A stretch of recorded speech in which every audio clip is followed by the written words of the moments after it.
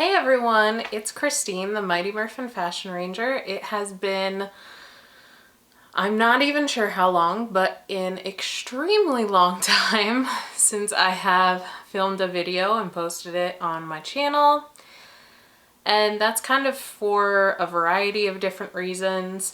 For the past year, about a year, I had a new job and I was traveling a lot for my job. So that left very little time for me to also upload videos. It was a full-time job, and then on top of that, I was traveling. So that took up a lot of my time. Plus, I know if you've watched my channel for any period of time, you know that I had my son at the end of 2017. So he is now 2.5, which is crazy to me. So he is quite the awesome little toddler. He's great. We love him so much. So with a combination of those things, I just really haven't had the time to make videos. What I did do though, which I wanted to let you know, is that I did make a TikTok. I'm not sure how long ago, probably towards the beginning of quarantine. So if you do want to keep up with me on TikTok, I have been posting there probably more regularly than I have on any other social media. And I don't know if that's just because it's new. It might be like new for me.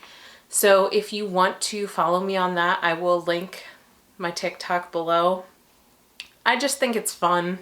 So maybe it's that too, and they're very like short videos, so I just find it easier. But I don't have that many followers on there yet, so that'll be fun if you want to go over there and follow me.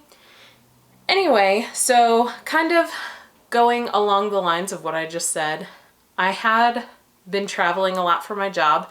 I actually just left that job right before quarantine started, so luckily for me, I'm not traveling anymore, which is kind of a blessing. I don't know how that company is dealing with the traveling right now. It is in the contracts with the clients that they were working with, so I don't know how they would be handling that because it is like a requirement of the contracts that they had. So I don't know if I had stayed, if I would still be required to travel right now. That would make me very apprehensive of doing it. So I think it is, you know, just it happened to work out timing wise that I left when I did. I left the very end of February, beginning of March. So that's fantastic for me timing wise because we went on lockdown the middle of March. So like 2 weeks into my new job is when everything got locked down in my state. So everything worked out for me timing wise. Anyway, so kind of the subject that I wanted to talk about was flying while fat. So I don't know how much this is going to apply to you now, but this might be a video that you want to save and refer to, or if you're just curious if you haven't flown in a while, just kind of my backstory. I hadn't flown before I got this job in, I don't even know how long. It was definitely prior to 9/11, so it was prior to all of the new like TSA laws and all of that stuff. And I was definitely like in my early teens, so I had no idea what I was doing. And I knew that going into this job that I was gonna travel, so that was something that I was kind of nervous about. But there is a fantastic group on Facebook, so if it is something that you want to do, or if it's something that you're gonna, you know, have to do based on your life circumstances or for your job and you're anxious about it, there is a really good group on Facebook. I can give you the name of that below as well. And everyone has really fantastic tips on flying while fat. That was where I got a lot of my information that helped me feel better. And it's kind of a mixed bag of things, but it's honestly not nearly as bad as I had imagined in my head, which I feel like most things are like that. But I didn't really have that many negative experiences. And just to give you an idea, from July of 2019 through February of 2020, I had flown 1 to 2 times a month, and each time I flew, like going out to wherever I was going and coming back, there were never any direct flights from where I live. So that means every time I flew, I was taking 2 planes there, 2 different planes, and then 2 planes back. So that means every time I flew, I was taking 4 different planes every trip. So for all of those months, at least once or twice a month, 4 different planes. That's a lot of flying in the matter of that period of time. So I did quite a bit of flying. Most of the time, just because of how it worked out timing-wise for me, the airline that had the most availability for me happened to be American, which I know people usually have like the worst time with American, which kind of made me nervous. But there was really only one bad experience that I had, and it wasn't even necessarily a bad experience. It was just something like a technical thing that happened with the plane that caused a lot of issues to happen after that. And that's not really anyone's fault. It was just something that happened with the plane that caused things, you know, to happen after that.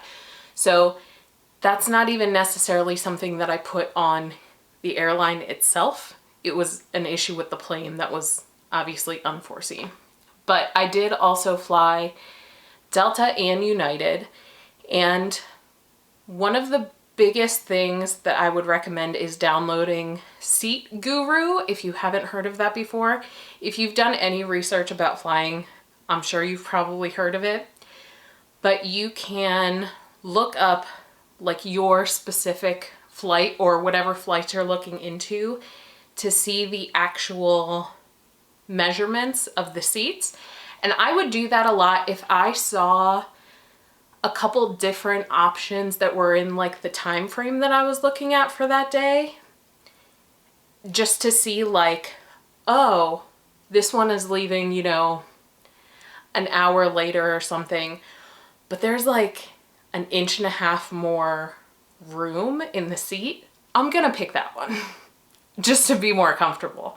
And it gives you all of those specifications, and you can see like the layout of the plane and everything. And I find that really helpful.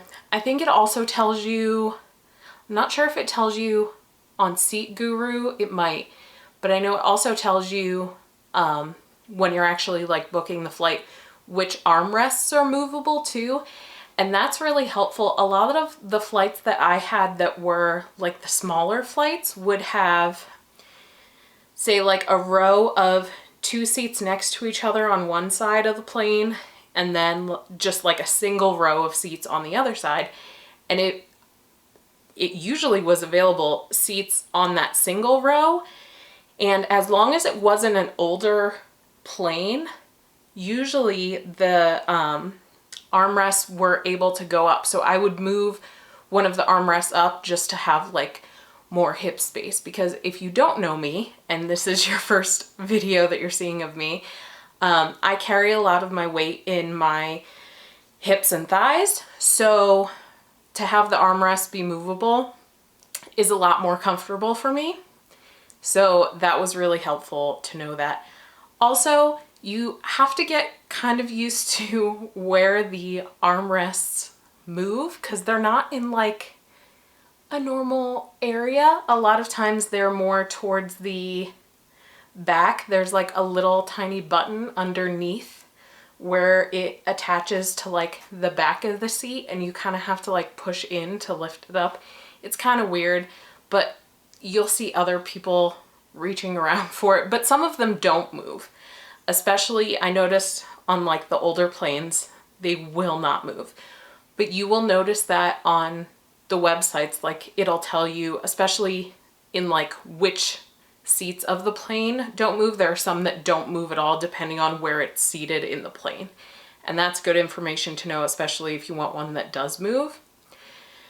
Another thing, seatbelt extenders.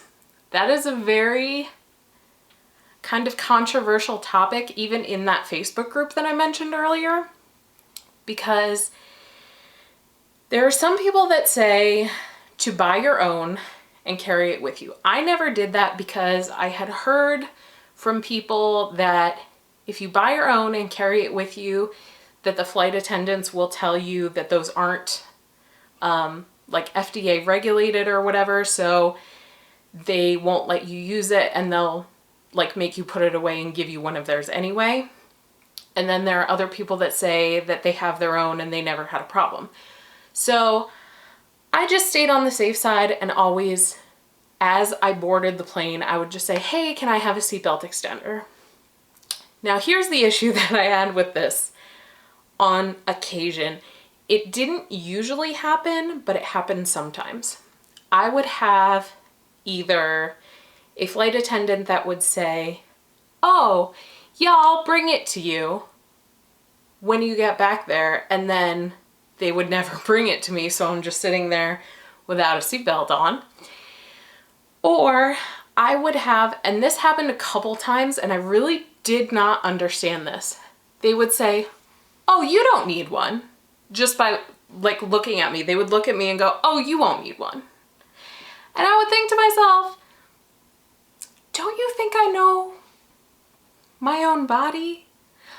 I wouldn't be asking for one if I didn't know for a fact that I needed one.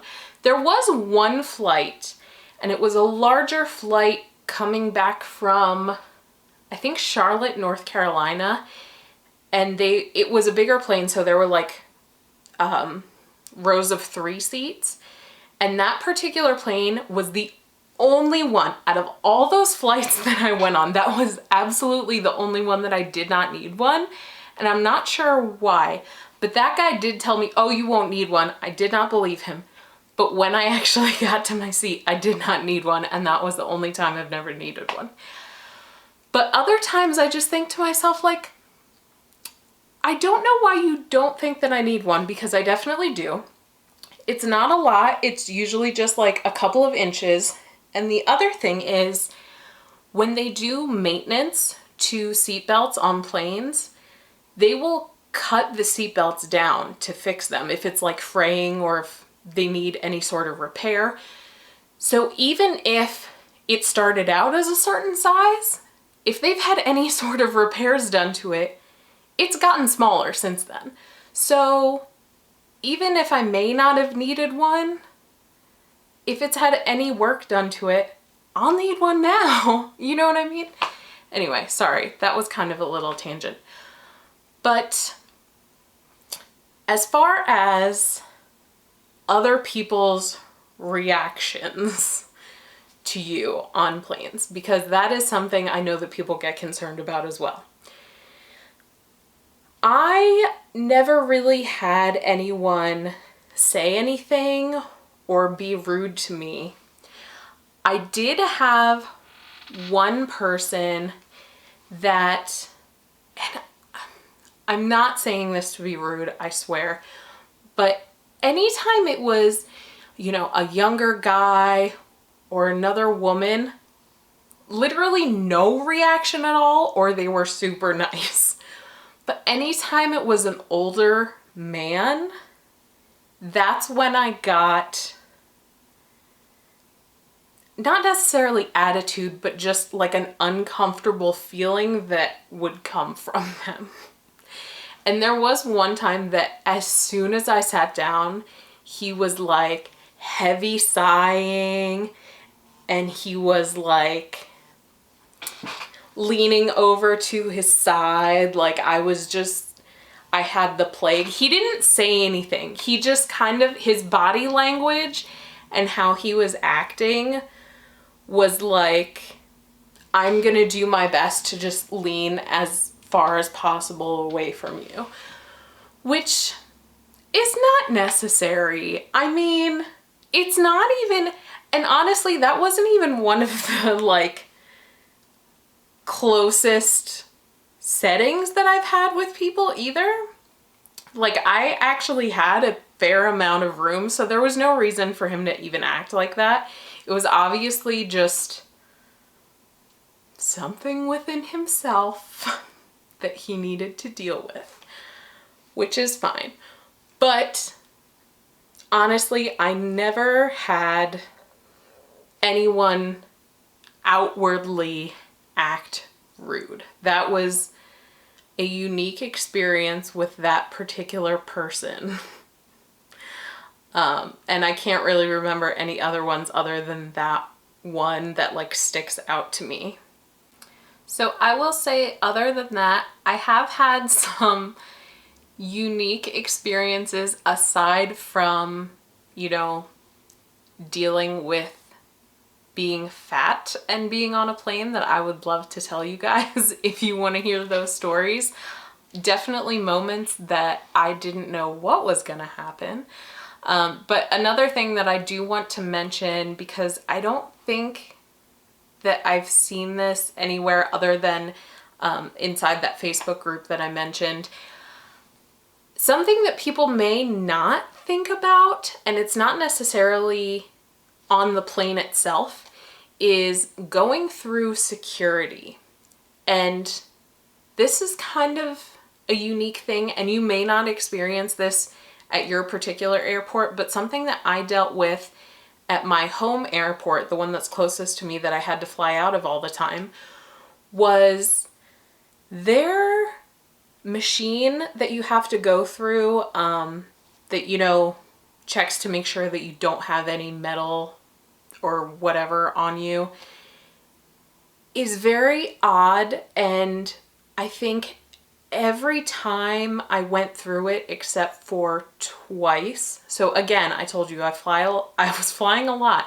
I think every time I went through it, except for 2 times, my lady bits would light up, and I would have to get the full like glove pat down by a woman, and then they would have to do some sort of weird, they would like wipe my hands to check for, I'm trying to phrase it in a way that YouTube won't demonetize me, residue of substances. I'm not sure how else to phrase that, but they would do that as well to make sure I wasn't hiding things inside my lady parts. But really, I'm just fat. And the one time that they did it, the TSA guard said to me, what did she say? She said something to the effect of, oh, you know, these machines aren't one size fits all. And I was like, that's such an odd thing to say. But the other thing that I wanted to say going along with that is that any other airport that I was in, because you have to go through those same metal detectors and those same things at every other airport, any other airport that I went to never lit up in that same spot. Ever. I never got that pat down at any other airport. It was only the one that's closest to my house that I had to fly out of. Any other airport, it would sometimes light up on like a random ankle or like my lower back. It would just be something totally random. And I have read that it can just be any area where you're like holding heat or something, it can show up. But it would always be a random spot. It was never, ever the same spot that always lit up at this airport. And that always just struck me as odd. So that's something to keep in mind. If your airport has the same terrible equipment that mine does, you may end up with the full pat down, because if you're fat, you must be smuggling things in your lady bits. I don't know how that works. I think that that's all I can think of for right now. If you have any questions in particular about flying, let me know. Again, I honestly had pretty positive experiences for the better part of a year flying pretty frequently. So that should make you feel better. For size reference, I am, what am I now? Between like a 24 and a 26 in jeans. And then on top, I'm like an 18, 20, maybe 22-ish in that range. It varies depending on the store. We know how that is. And if you have any other requests for videos, I can't promise that I'm going to be consistent. Even though I do have a new job and I'm not traveling anymore, I do still have a full-time job and I do still have my son. So I'm going to try to upload sometimes and I will do my best. But if you do have any requests, let me know. You can follow me on Instagram, Twitter, Facebook, and like I said, TikTok. And that's it. And I will see you guys next time.